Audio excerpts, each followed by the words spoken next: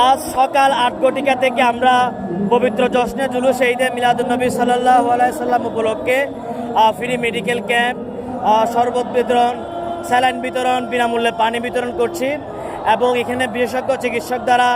প্রাথমিক চিকিৎসা প্রদান করা হচ্ছে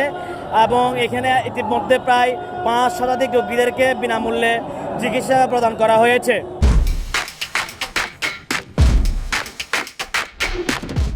পবিত্র ঈদে মিলাদুন্নবী জশ্নে জুলুস উপলক্ষে আজকে এখানে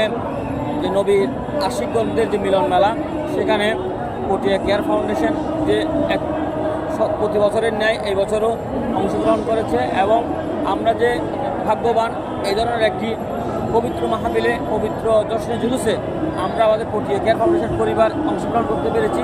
সেজন্য আল্লাহ রাব্বুল আলামিনের দরবারে শুকরিয়া জ্ঞাপন করছি এবং যারা আশেক ভক্তবৃন্দ আছেন এবং রসুলের আশেক বৃন্দদেরকে মধ্যে যারা